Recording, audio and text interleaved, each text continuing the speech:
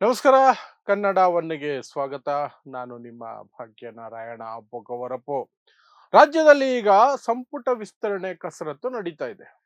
ಆಷಾಢ ಇದ್ರೂ ಪರವಾಗಿಲ್ಲ, ಆದಷ್ಟು ಬೇಗ ಸಂಪುಟ ವಿಸ್ತರಣೆ ಮಾಡ್ಕೊಂಡ್ಬಿಡ್ಬೇಕು. ಇಲ್ಲದೆ ಹೋದ್ರೆ ಬರದ ಛಾಯೆ ಆವರಿಸ್ತಾ ಇರುವಂತಹ ಈ ಸನ್ನಿವೇಶದಲ್ಲಿ ಜಿಲ್ಲೆಗಳಿಗೆ ಉಸ್ತುವಾರಿ ಮಂತ್ರಿಗಳು ಇಲ್ಲ ಅಂದ್ರೆ, ಎಲ್ಲ ಇಲಾಖೆಗಳಲ್ಲಿ ಮಂತ್ರಿಗಳು ಇಲ್ಲ ಅಂದ್ರೆ ಬಹಳ ಕಷ್ಟ ಆಗುತ್ತೆ ಅಂತ ಡಿ ಕೆ ಶಿವಕುಮಾರ್ ಅವ್ರಿಗೆ ಅರ್ಥ ಆಗಿದೆ.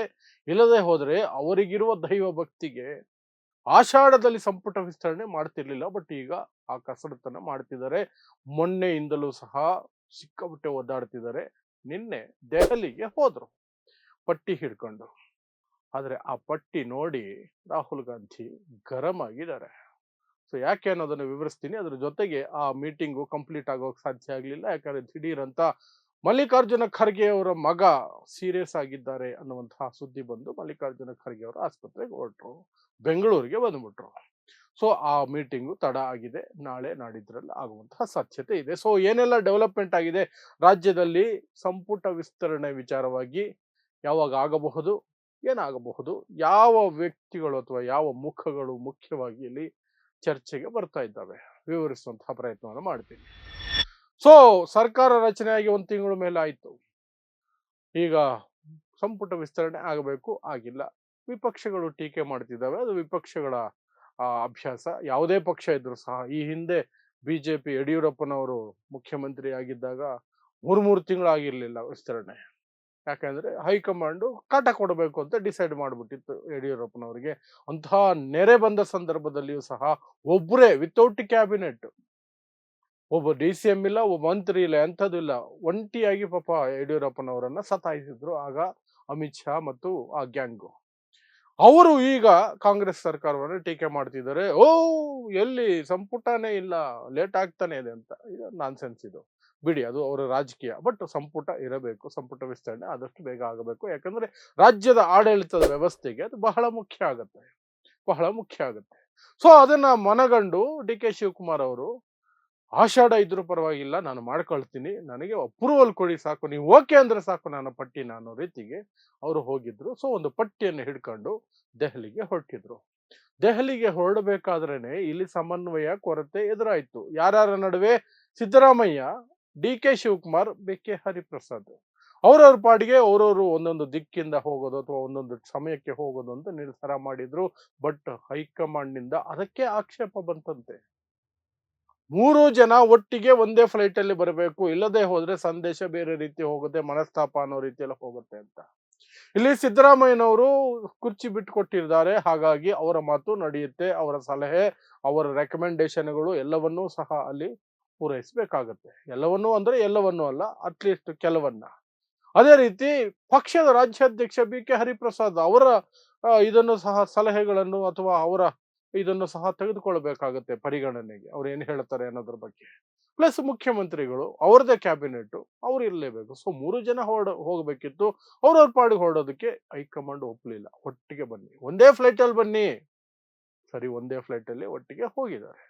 ಹೋಗಿ ಡಿ ಕೆ ಶಿವಕುಮಾರ್ ಒಂದು ಪಟ್ಟಿಯನ್ನ ರಾಹುಲ್ ಗಾಂಧಿ ಅವರ ಕೈಗೆ ಇಟ್ಟಿದ್ದಾರೆ. ಆ ಪಟ್ಟಿ ನೋಡಿದ ತಕ್ಷಣ ರಾಹುಲ್ ಗಾಂಧಿ ಹುಬ್ಬೇರಿಸಿ ಸಿಟ್ಟು ಮಾಡಿಕೊಂಡಿದ್ದಾರೆ.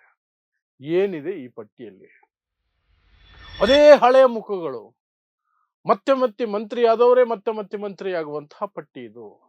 ಯುವಕರ ತಂಡವನ್ನ ಸಿದ್ಧ ಮಾಡಿ ಹೊಸ ಮುಖಗಳನ್ನ ಹಾಕೊಂಡು ಬನ್ನಿ, ಬೇರೆ ಪಟ್ಟಿ ತಯಾರು ಮಾಡ್ಕೊಂಡು ಬನ್ನಿ ಅಂತ ಕೂತರಂತೆ ರಾಹುಲ್ ಗಾಂಧಿ. ಡಿ ಕೆ ಶಿವಕುಮಾರ್ ಏನ್ ಮಾಡ್ಬೇಕು ಅಂತ ಅರ್ಥ ಆಗಿಲ್ಲ. ಸೊ ಈಗ ಆ ಪಟ್ಟಿಯ ರೀವರ್ಕಿಂಗ್ ನಡೀತಾ ಇದೆ. ಅದರ ನಡುವೆನೆ ಅದರ ಬಗ್ಗೆ ಚರ್ಚೆಗೆ ಕೂತಿದ್ದಾರೆ, ಮೀಟಿಂಗ್ ಕೂತಿದ್ದಾರೆ ಈ ಎಲ್ಲ ವ್ಯಕ್ತಿಗಳು. ಆ ಕಾಂಗ್ರೆಸ್ನ ಹೈಕಮಾಂಡ್ ಕೆ ಸಿ ವೇಣುಗೋಪಾಲ್ ಇಂದ ಹಿಡಿದು ಸುರ್ಜೇವಾಲಾ ಇವರೆಲ್ಲರೂ ಕೂತಿದ್ದಾರೆ. ಚರ್ಚೆ ನಡೀತಿರ್ಬೇಕಾದ್ರೆ ದಿಢೀರಂತ ಮಲ್ಲಿಕಾರ್ಜುನ ಖರ್ಗೆ ಅವರ ಮಗ, ಈ ಹಿಂದಿನಿಂದಲೂ ಅವರ ಅನಾರೋಗ್ಯದಲ್ಲೇ ಇದ್ದಾರೆ, ಬೆಂಗಳೂರಿನ ಆಸ್ಪತ್ರೆಯಲ್ಲಿದ್ದಾರೆ. ಅವರ ಆರೋಗ್ಯ ತೀವ್ರ ಹದಗೆಟ್ಟಿದೆ ಅನ್ನುವಂತಹ ಫೋನ್ ಕಾಲ್ ಬಂದಿದೆ. ಸೊ ಮಲ್ಲಿಕಾರ್ಜುನ ಖರ್ಗೆ ಅವರು ಆ ಮೀಟಿಂಗ್ ಅರ್ಧದಲ್ಲಿ ಎದ್ದು ಬಂದಿದ್ದಾರೆ. ಅವರೇ ಇಲ್ಲದ ಮೇಲೆ, ರಾಷ್ಟ್ರೀಯ ಅಧ್ಯಕ್ಷ ಇಲ್ಲದ ಮೇಲೆ ಅದು ಸಂಪುಟ ವಿಸ್ತರಣೆ ಚರ್ಚೆ ನಡೆಸೋದು ಸಾಧ್ಯನೇ ಇಲ್ಲ. ಹಾಗಾಗಿ ಆ ಮೀಟಿಂಗ್ ಅಲ್ಲಿಗೆ ಮೊಟಕಾಗಿದೆ. ಸೊ ಈಗ ಮಲ್ಲಿಕಾರ್ಜುನ ಖರ್ಗೆ ಅವರು ವಾಪಸ್ ಹೋಗೋವರೆಗೂ ಕಾಯ್ಬೇಕು. ಆ ನಂತರ ಮತ್ತೆ ರಾಹುಲ್ ಗಾಂಧಿ ಅವರ ಸಮಯ ಸಿಗಬೇಕು. ಆಕ್ಚುಲಿ ಈ ಮೀಟಿಂಗ್ 5-6 ದಿನಗಳ ಹಿಂದೆನೆ ಆಗಬೇಕಾಗಿತ್ತು. ಆದ್ರೆ ರಾಹುಲ್ ಗಾಂಧಿ ಅವರು ವಿದೇಶ ಪ್ರವಾಸಕ್ಕೆ ಹೋಗಿದ್ದವರು ಬರೋದು ತಡ ಆಯ್ತು ಅನ್ನೋ ಕಾರಣಕ್ಕಾಗಿ ಆ ಮೀಟಿಂಗ್ ಇಲ್ಲಿಯವರೆಗೆ ಪೆಂಡಿಂಗ್ ಆಗಿ ಬಂದಿದೆ. ಇಲ್ಲದೆ ಹೋದ್ರೆ ಡಿ ಕೆ ಶಿವಕುಮಾರ್ ಅವರು ಆಷಾಢ ಆರಂಭ ಆಗೋದಕ್ಕೆ ಮೊದಲೇನೆ ಸಂಪುಟ ವಿಸ್ತರಣೆ ಮಾಡ್ಕೊಂಡು ಬಿಡ್ಬೇಕು ಅಂತ ಕಳೆದ ವಾರ ಸಾಕಷ್ಟು ಪ್ರಯತ್ನ ಪಟ್ಟಿದ್ರು ರಾಹುಲ್ ಗಾಂಧಿ. ಸಮಯಕ್ಕೆ ಬಂದ್ಬಿಟ್ರೆ ಸಾಕು ಅಂತ. ಬಟ್ ಅವ್ರು ಬರೋದು 2-3 ದಿನ ತಡ ಆಗಿದ್ದಕ್ಕೆ ಇಲ್ಲಿ ಆಷಾಢ ಶುರುವಾಯಿತು.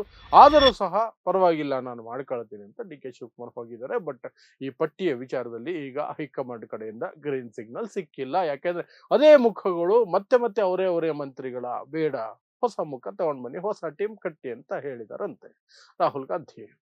ಸೊ ಅದು ಆ ರೀತಿ ನಡೀತಾ ಇದ್ರೆ, ಈ ಕಡೆ ಯಾವ ಹೆಸರುಗಳ ವಿಚಾರದಲ್ಲಿ ಈಗ ವಿವಾದಗಳು ಅಥವಾ ಒಂದು ರೀತಿಯಾದಂತಹ ಇವ್ರು ಆಗಲೇಬೇಕು ಅನ್ನುವಂತಹ ಸನ್ನಿವೇಶ, ಆಗದೆ ಹೋದ್ರೆ ಏನು ಅನ್ನುವಂತಹ ಗೊಂದಲ ಏನೆಲ್ಲ ಇದೆ ಸಂಪುಟ ವಿಚಾರದಲ್ಲಿ ಅಂದ್ರೆ ಮುಖ್ಯವಾಗಿ ಬರೋದು ಲಕ್ಷ್ಮಣ ಸವದಿ ಕಳೆದ ಬಾರಿ 2023ರಲ್ಲಿ ಅವರಿಗೆ ಬಿಜೆಪಿ ಟಿಕೆಟ್ ಕೊಡಲಿಲ್ಲ ಅನ್ನೋ ಕಾರಣಕ್ಕೆ ಅವರು ಕಾಂಗ್ರೆಸ್ಸಿಗೆ ಬಂದರು.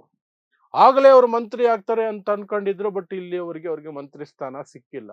ಈಗಲೂ ಕೊಡದೆ ಹೋದ್ರೆ ಅವರು ಮತ್ತೆ ಬಿಜೆಪಿ ಕಡೆ ಮುಖ ಮಾಡಲ್ಲ ಅನ್ನೋದಕ್ಕೆ ಯಾವ ಗ್ಯಾರಂಟಿನೂ ಇಲ್ಲ. ಯಾಕೆಂದ್ರೆ ಅವರು ಬಂದಿದ್ದೆ ಟಿಕೆಟ್ ಸಿಗ್ಲಿಲ್ಲ, MLA ಟಿಕೆಟ್ ಸಿಗ್ಲಿಲ್ಲ ಅಂತ ಕಾರಣಕ್ಕಾಗಿಯೇ ಬಿಜೆಪಿ ಬಿಟ್ಟು ಬಂದಿದ್ದು ಅಂದ್ಮೇಲೆ ಇಲ್ಲಿ ಏನಾದ್ರು ಸಿಗುತ್ತೆ ಅನ್ನುವಂತಹ ಅವ್ರಿಗೆ ಇರುತ್ತೆ. ಮತ್ತೆ ಆಗ ಭರವಸೆಯನ್ನು ಕೊಟ್ಟಿದ್ದು ಅಂತ ಹೇಳಲಾಗತ್ತೆ.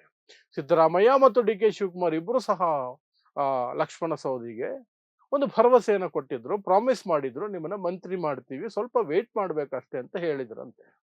ಸೊ ಈಗ ಆ ವೇಟಿಂಗ್ ಪೀರಿಯಡ್ ಮುಗಿದಿರುತ್ತೆ. ಈ ಬಾರಿ ನಾನು ಮಂತ್ರಿ ಆಗಲೇಬೇಕು ಅಂತ ಲಕ್ಷ್ಮಣ ಸವದಿ ಪಟ್ಟು ಹಿಡಿದು ಕೂತಿರ್ತಾರೆ.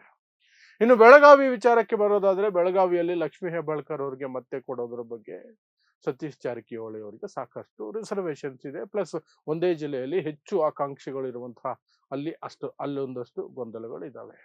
ಹೀಗೆ ಪ್ರತಿ ಹಂತದಲ್ಲಿಯೂ ಸಹ ಒಂದೊಂದು ಇದರಲ್ಲಿ ದಲಿತ ಸಮುದಾಯದಲ್ಲಿ ಎಡಗೈಗೆ ಇನ್ನೊಂದಷ್ಟು ಕೊಡಬೇಕು, ಈ ವಿಚಾರಗಳು ಬರ್ತಾ ಇದೆ.